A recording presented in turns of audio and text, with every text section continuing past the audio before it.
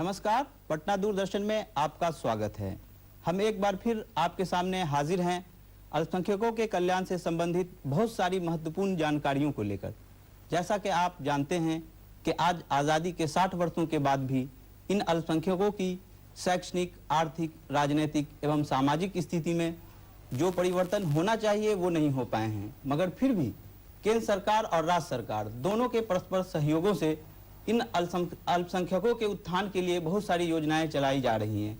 आइए इन्हीं योजनाओं पर विस्तृत जानकारी के लिए आज हमारे स्टूडियो में अल्पसंख्यक आयोग के अध्यक्ष नौशाद अहमद साहब और अल्पसंख्यक वित्त निगम के प्रबंध निदेशक इफ्तिखार हसन साहब पधारे हैं। आप दोनों का हमारे स्टूडियो में हार्दिक स्वागत है।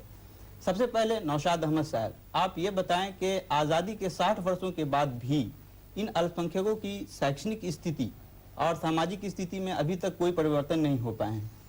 इनके परिवर्तन के लिए क्या क्या सब योजनाएं चलाई जा रही हैं? ऐसा है, सबसे पहले तो मैं आपको मुबारकबाद देता हूं कि आपने इस प्रोग्राम में हमको बुलाया, और एक चीज़ आपने और अच्छी की कि इफ्तिखार साहब को भी बुलाया। हम जो तय कर रहे हैं, हमारी सरकार जो कार्यक्रम बना रही है वो किस तरह से इम्प्लीमेंट हो रहा है वो भी आपको ये बताएंगे। एक चीज़ का मैं सिर्फ तरमीम चाहता हूँ कि 60 साल नहीं 58 साल जी 2 साल से मेरी सरकार है, और 2 साल में जो हमने काम किए हैं उसके भी हम लोग उसको डिटेल्स करेंगे। लेकिन पिछले आज़ादी के बाद से जो भी सरकारें बनी उनकी कभी इच्छा शक्ति नहीं रही कि हम पासमानदा लोगों को, गरीबों को, उसमें और गरीब हैं उनके अलावा अक़लियत गरीबों को भी, या उनके फलाह के लिए, उनके इक़्तिसादी फलाह के लिए, उनके एजुकेशनल फलाह के लिए हम काम करें। बड़ी बड़ी बातें हुई, बड़ी बड़ी स्कीमें बनी, लेकिन उसको सरजमीन पर उतारने में सरकारों ने उतनी रुचि नहीं ली जितना उन्होंने स्कीम्स को बना के सिर्फ अनाउंस करने में और उसका प्रचार करने में वो फैसला किया। एक बहुत सा छोटा मैं फैसला आपको बताता हूँ हमारी सरकार का।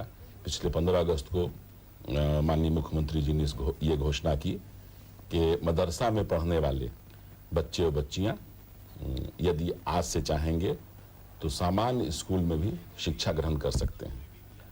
उनके लिए यह विकल्प खुला है। मदरसों को हम सारी मदद करेंगे, इसके बावजूद यह विकल्प उनके लिए आज 15 अगस्त 2007 से खुला है। तो ये बात तो सुनने में बहुत बड़ी नहीं लग रही है, लेकिन मैं बताऊं आपको कि लगभग 1.5 लाख मदरसे के बच्चे हर साल मौलवी का, बस्तानिया का, फरकानिया का एग्ज़ाम पास करते हैं, और उसके बाद अगर वो हायर एजुकेशन में जाना चाहते हैं आम कॉलेज स्कूल में तो उनका नामांकन नहीं होता है कि आप मदरसे से आएं। अभी जो सच्चर कमेटी की रिपोर्ट आई है उसमें शैक्षणिक जो पिछड़ापन है वो अल्पसंख्यकों का काफ़ी ज़्यादा है। ऐसे समय में वर्तमान स्थिति को देखते हुए कौन सा कार्यक्रम चलाया जाएगा जिससे कि इन अल्पसंख्यकों की शैक्षणिक स्थिति और बेहतर बन सके? सच्चर कमेटी की रिपोर्ट तो बाद में आई है। उसके पहले वज़ीर आला नीतीश कुमार जी जब न्याय यात्रा में बिहार में निकले तो उन्होंने लगभग हर पंचायत को टच किया। कई महीनों तक लगातार वो देहातों में, गांव में घूमते रहे। तो उसमें पूरे बिहार की जो तस्वीर थी वो उनके जहन में आई, और उसमें अक़लियतों के बीच में जो शिक्षा में माने जो कमी थी वो भी उनके जहन में थी। यकीनन उसी का ये उसी को ये रिफ्लेक्स करता है कि वज़ीर आला ने ये फैसला लिया कि मदरसे के बच्चे जो है सो आम स्कूलों में एडमिशन लेके पढ़ सकते हैं। दूसरा उन्होंने फैसला लिया कि हम ड्रॉप आउट्स बहुत हो जाता है 12th के बाद बच्चों का, इसलिए उनको हम वजीफ़ा देंगे 10,000 रुपये 10,000 रुपये साल का। जो मुसलमान लड़के लड़कियां फर्स्ट डिवीज़न मैट्रिक से पास करेंगे, फर्स्ट डिवीज़न से, उनको हमारी सरकार 10,000 रुपये का वजीफ़ा देने जा रही है, सिर्फ इसीलिए कि वो ड्रॉप आउट जो होता था उसको कम किया जाए। इफ्तिखार हसन साहब, आप कृपया ये बताएं, ये जो अल्पसंख्यक समुदाय के लोग हैं वो आर्थिक तंगी के कारण अपनी पढ़ाई बीच में छोड़ देते हैं। ऐसे में आप वित्त निगम से जुड़े हुए हैं, प्रबंध निदेशक हैं, तो उनकी पढ़ाई को जारी रखने के लिए कौन सी योजनाएं चलाई जा रही हैं? अल्पसंख्यक वित्त निगम से ऐसे छात्र छात्राओं के लिए, तालिब इल्मों के लिए जिनकी आर्थिक स्थिति अच्छी नहीं है और आगे ड्रॉप आउट होता है, जैसे कभी चेयरमैन साहब ने बतलाया, बिल्कुल सही बात, ऐसी कई योजनाएं हैं जिनसे उन बच्चों को आगे की तालीम देने के लिए हम लोग हर तरह की आर्थिक मदद करते हैं। एक योजना ऐसी है जिसमें आमतौर पर यह देखा जाता है कि 10वीं कक्षा या 12वीं कक्षा पास करने के बाद अपनी आर्थिक स्थिति को सही न रहने की वजह से बच्चे अपनी तालीम को बंद कर देते हैं। राज्य सरकार की एक योजना है जिसके तहत ऐसे तमाम छात्र छात्राएं जिन्होंने प्रथम श्रेणी में या 50% से अधिक मार्क्स नंबरों के साथ 10वीं या 12वीं कक्षा पास की है, उनको आर्थिक सहायता देने के लिए 10,000 रुपये का अनुदान हम देते हैं। और नॉन रिफंडेबल है ये नॉन रिफंडेबल है, एक मरतबा हम देते हैं। इसमें बहुत आसान शर्त पर हम देते हैं कि सिर्फ उनको जो बच्चे हैं वो किसी हायर स्टडी में एडमिशन ले लें, 10वीं पास करने के बाद 11वीं में दाखिला ले शिक्षा लें, को ब्रेक नहीं कर पाए, वो अपनी तालीम को रोक नहीं सके। और उसके बाद 12वीं तक की कक्षा को हम लोग देते हैं। अगर उससे आगे की कोई तालीम कोई हासिल करना चाहता है, कोई ऐसा प्रोफेशनल टेक्निकल तालीम हासिल करना चाहते हैं, फिर आसान किस्तों पर हम उनके लिए ऋण की व्यवस्था कर रहे हैं। वर्तमान स्थिति में अगर थोड़े बहुत भी जो अल्पसंख्यक हैं जो अच्छी शिक्षा ग्रहण करने के बाद और किसी कारणवश वो पढ़ाई से फायदा नहीं हासिल कर पाए, वो बेरोजगार हो गए हैं, उनको रोजगार से जोड़ने के लिए भी कोई योजना है जो चलाई जा रही है ताकि ये अपने रोजगार से जुड़ करके कुछ सामाजिक इनका परिवर्तन हो सके? Bihar state minority financial corporation राष्ट्रीय अल्पसंख्यक वित्त निगम का एक चैनलाइजिंग एजेंसी है, जिसका मुख्य उद्देश्य यही है कि राज्य में जो गरीब अल्पसंख्यक समुदाय के लोग हैं उनको शैक्षणिक, आर्थिक तमाम तरह के उत्थान की कार्रवाई की जाए। इसी योजना के तहत जो है ऐसे नौजवान या ऐसे कारोबारी या ऐसे गांव में रहने वाले लोग जिनकी आर्थिक स्थिति सही नहीं है या जो गरीबी रेखा से ऊपर जिंदगी गुजार रहे हैं, यानी कि उनकी वार्षिक आय शहरी क्षेत्र में 50,000 रुपया से कम है या देहाती क्षेत्र में 40,000 रुपये से कम है, उनके लिए अनेक योजनाएं हैं इस निगम के तहत, जिसमें प्रथम यह है कि ऐसे या अगर पढ़े लिखे छात्र छात्राएं हैं तो उनके लिए हम वोकेशनल ट्रेनिंग का इंतजाम करते हैं। मुख्तलिफ जगहों पर हम लोग NGOs के ज़रिए से वोकेशनल ट्रेनिंग 1 महीने से लेकर के 6 महीने तक की ट्रेनिंग की व्यवस्था कराते हैं, जिनमें बच्चों को तो हम कुछ पैसा नहीं देते हैं, लेकिन जो ट्रेनिंग इंस्टीट्यूट होता है उनको एक अच्छी खासी रकम हम लोग देते हैं। नौशाद अहमद साहब, आप कृपया ये बताएं कि शहरों में जो अल्पसंख्यक महिलाएं हैं, जो लड़कियां हैं, उनकी पढ़ाई तो ठीक से हो जाती है, लेकिन उसके अपेक्षा में देहातों में, जो ग्रामीण क्षेत्रों में, वहाँ की जो लड़कियां हैं, अल्पसंख्यक लड़कियां, उनकी पढ़ाई सही से नहीं हो पाती है। ऐसे समय में उन महिलाओं के लिए, उन लड़कियों के लिए ग्रामीण क्षेत्रों में शिक्षा का क्या प्रबंध हो रहा है? देखिए, हमारी सरकार का मानना है कि हमारी सबसे बड़ी पूंजी हमारे 8.5 करोड़ इस बिहार के लोग हैं, 17 करोड़ हाथ है। उस हर हाथ को मजबूत करना है, सारे लोगों को शिक्षित करना है, तब हमारा बिहार सोने का बिहार बनेगा। ये हमारी सरकार, और इस पे हम लोग लगातार काम कर रहे हैं। अभी लड़कियों की शिक्षा के लिए सरकार सबसे ज़्यादा चिंतित है और प्रयासरत है, प्रयत्नशील है। आपने देखा होगा कि हमने 50% का महिलाओं के लिए आरक्षण कर दिया। वो इस बात को सिंबलाइज करता है कि हम लोग महिलाओं को, बच्चियों को पढ़ाने में काफ़ी हद तक, मतलब जो मैक्सिमम हो सकता है, हम लोग करने जा रहे हैं।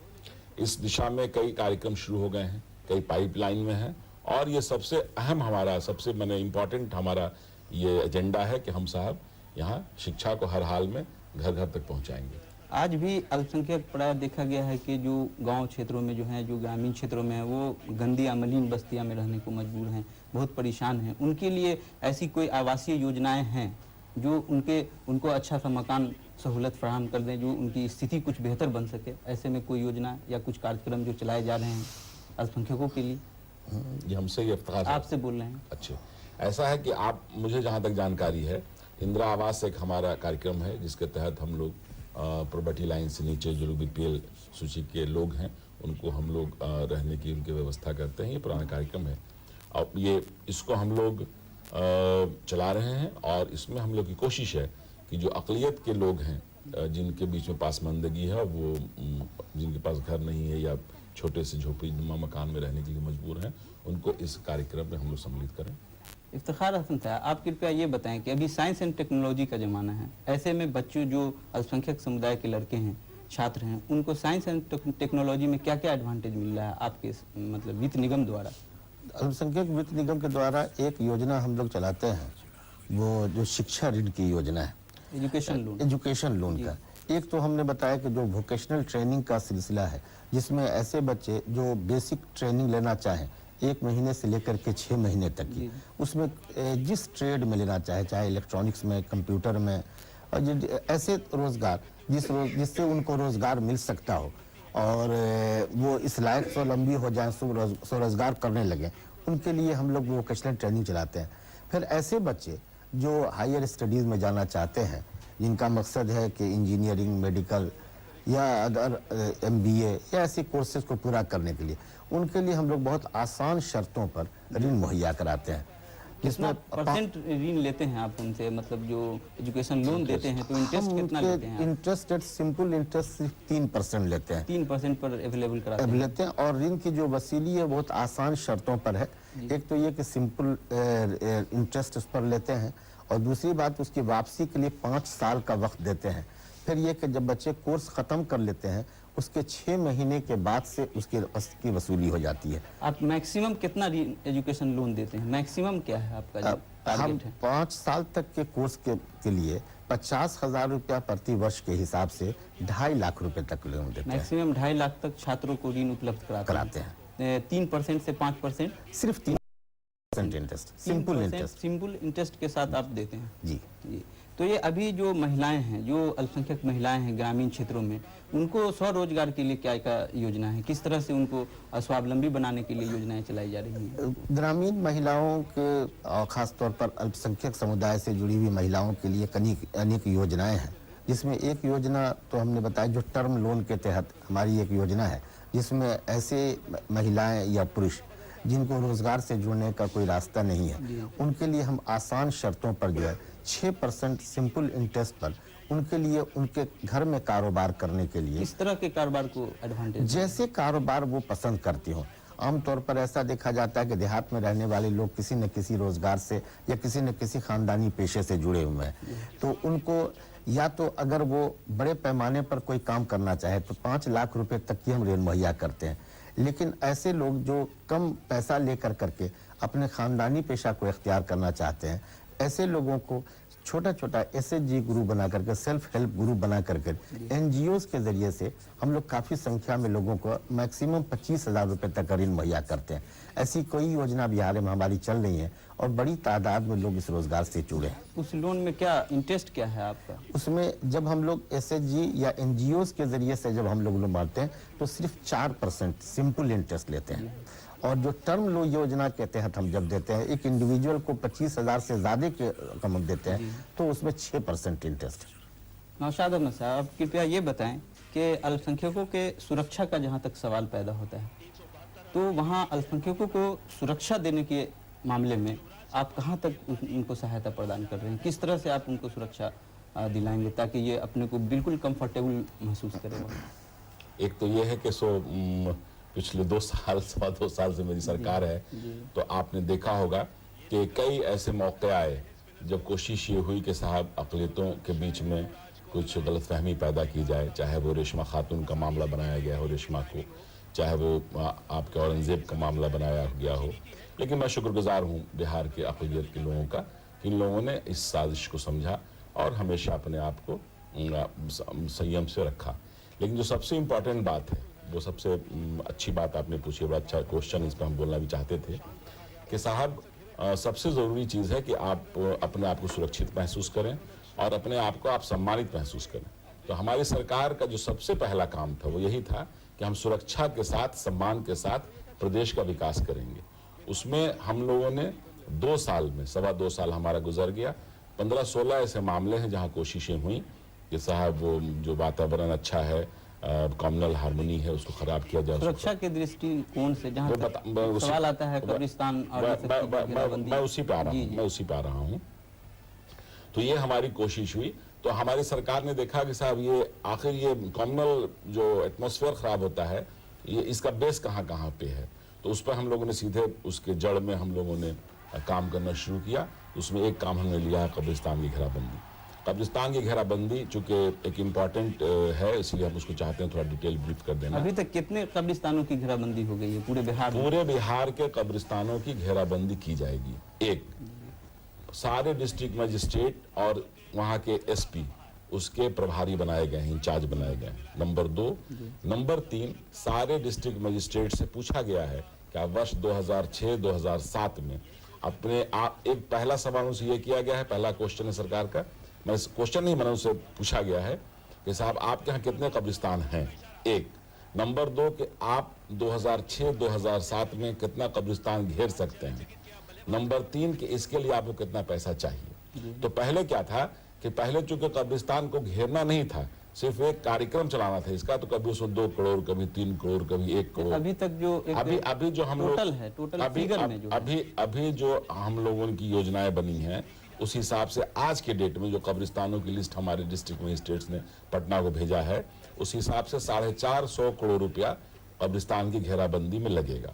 और जिस डिस्ट्रिक्ट मजिस्ट्रेट ने पूरे बिहार में इस वर्ष खर्च करने के लिए जो भी पैसा मांगा है, सरकार ने उस पैसा को भेज दिया है। और अब तक कब्रिस्तान की घेराबंदी में लगभग 50 से 55 करोड़ रुपया हम लोग रिलीज कर चुके हैं। और आगे भी डिस्ट्रिक्ट मजिस्ट्रेट्स इस काम के लिए जो भी पैसा मांगेंगे, पैसा हम लोग उनको देंगे। लेकिन ये तय है कि हम लोग बिहार का एक एक कब्रिस्तान की घेराबंदी कराएंगे। डिस्ट्रिक्ट मजिस्ट्रेट और एसपी उसके उनकी अकाउंटेबिलिटी होगी, उनकी उनकी रिस्पॉन्सिबिलिटी, निगरानी में है। उनकी नहीं निगरानी तो होगी ही, उनकी जिम्मेवारी भी होगी कि सारा कब्रिस्तान घेरा जाए, कोई कब्रिस्तान छूटे नहीं। इसलिए माननीय मुख्यमंत्री जी ने इसको गृह विभाग को दिया। ये सुरक्षा का एक मामला था।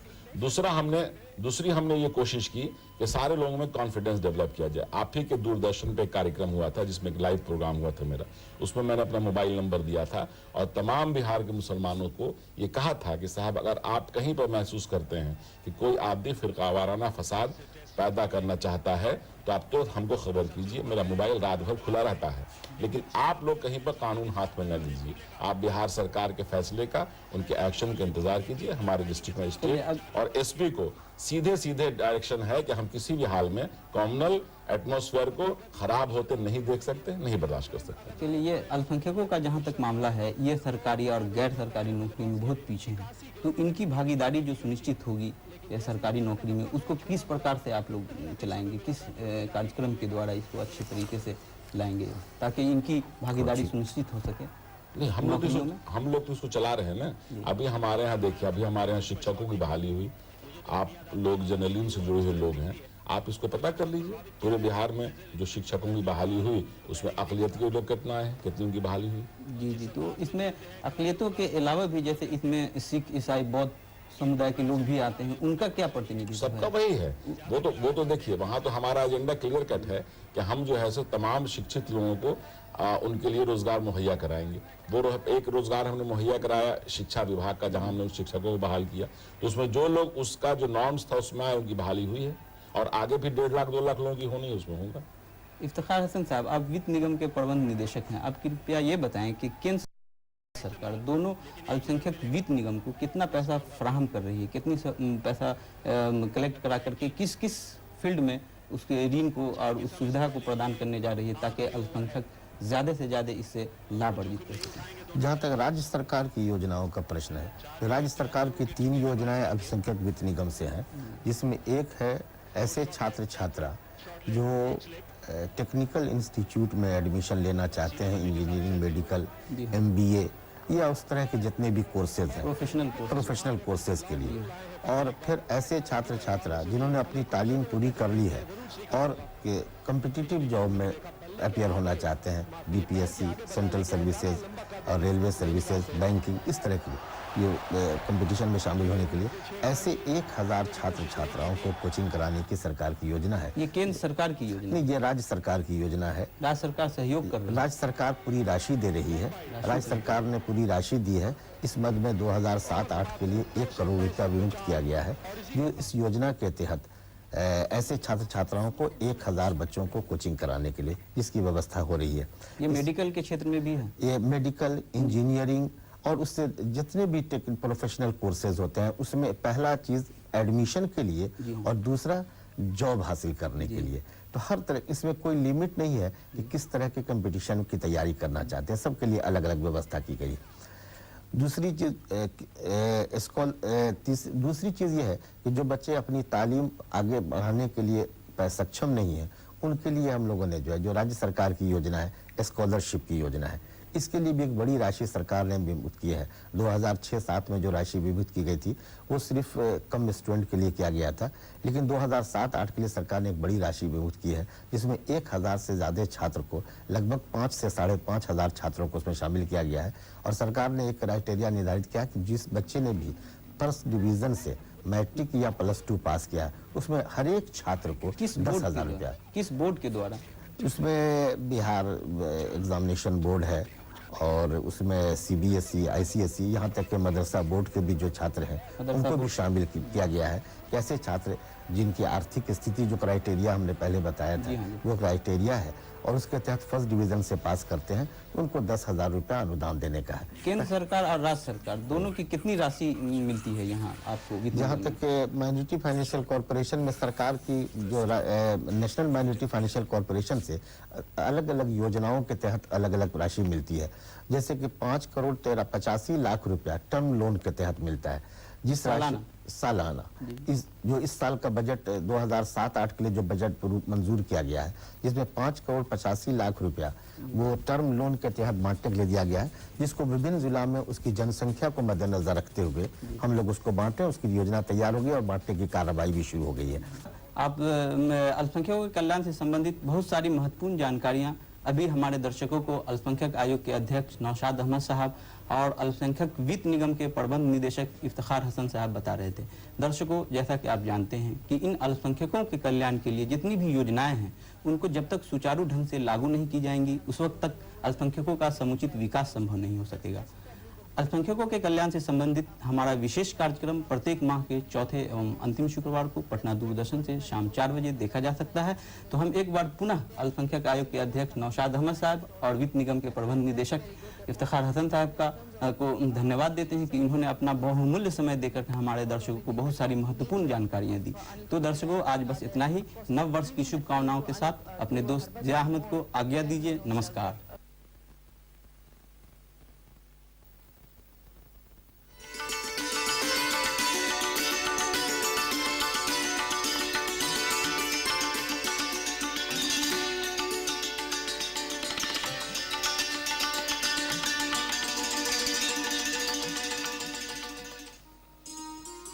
आकाशवाणी पटना से दिनांक 26 जनवरी 2008 को प्रसारित होने वाला कार्यक्रम इस प्रकार है।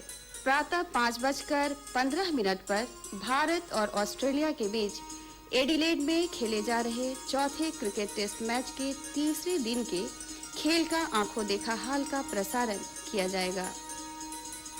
प्रातः 9:20 पर गणतंत्र दिवस के अवसर पर राजपथ नई दिल्ली में आयोजित ध्वजारोहण एवं परेड का आंखों देखा हाल का प्रसारण किया जाएगा। शाम 7:42 पर गणतंत्र दिवस के अवसर पर बिहार प्रदेश के महामहिम राज्यपाल श्री RS गवई का राज्य की जनता के नाम संदेश का प्रसारण किया जाएगा।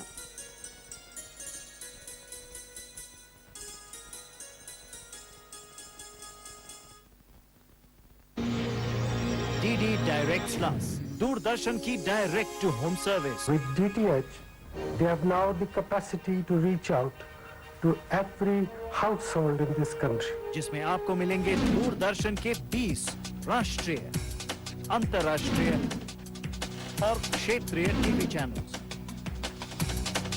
आकाशवाणी के 20 राष्ट्रीय, क्षेत्रीय और FM रेडियो चैनल, और साथ ही साथ समाचार, धर्म, गीत संगीत और मनोरंजन से भरपूर लोकप्रिय प्राइवेट टीवी चैनल्स भी, जबरदस्त पिक्चर क्वालिटी और डिजिटल साउंड के साथ ये चैनल्स आपको मिलेंगे बिना किसी मासिक केबल शुल्क के। अधिक जानकारी के लिए लॉग ऑन करें www.ddinews.com या www.ddindia.com। DD Direct Plus, Bharat की एकमात्र फ्री DTH सर्विस। मनोरंजन का संसार सीधे आपके द्वार। हर घर, हर परिवार का स्वास्थ्य कार्यक्रम कल्याणी।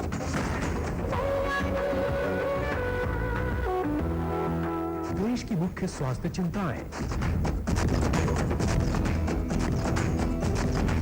उनके कारण, उनसे बचाव। अपना प्रश्न करें। देश में पहली बार बेहतरीन डॉक्टर, आपके आंगन आपके द्वार, और साथ में बहुत सा मनोरंजन।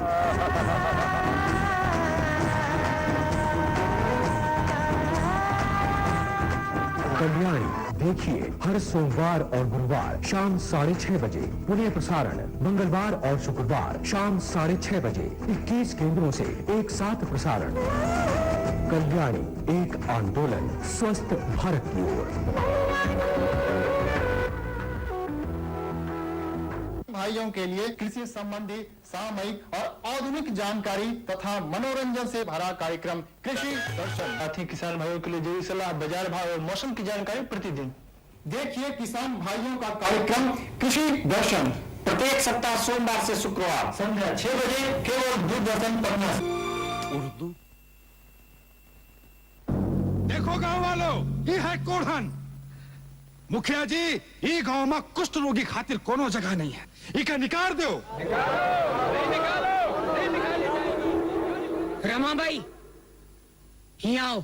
हमने कुछ नहीं किया। हमरा कसम खा के बोल कि तू ये गांव छोड़कर कहीं नहीं जाएगी, और अगर जाएगी तो सीधे स्वास्थ्य केंद्र जाएगी। तू जानत है, कुष्ठ रोग का MDT से पूरा इलाज हो गया, और ये MDT हर सरकारी स्वास्थ्य केंद्र में बिल्कुल मुफ्त मिलती है। हाथ मिलाइए, कुष्ठ मिटाइए। आशा के दीप जलाती वो आशा ही कहलाती वो। नारी है, नारी को समझे, मातृत्व की बात बताती वो। कभी राह चलते चलते, कभी खुल के बातें करती वो।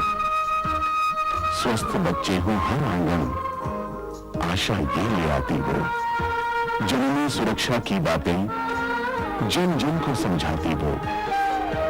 सही समय पर सही सलाह और उपचार दिलवाती वो। स्नेह सभी का पाती वो, राह उचित दिखलाती वो। आशा है नव भारत की, आशा ही कहलाती वो। स्वस्थ भारत के निर्माण में ये है इनका योगदान। और आपका राष्ट्रीय ग्रामीण स्वास्थ्य मिशन। स्वस्थ भारत की शुरुआत होती है स्वस्थ परिवार से, आपसे। हेलो मुन्नू, मेरे दोस्त, हाथ नहीं मिलाओगे? क्या फायदा? तुम्हें हाथ साबुन से धोने पड़ेंगे। मतलब? यहाँ जिसे देखो हाथ साबुन से धोता है। तीनू उसकी माँ, बाबूजी।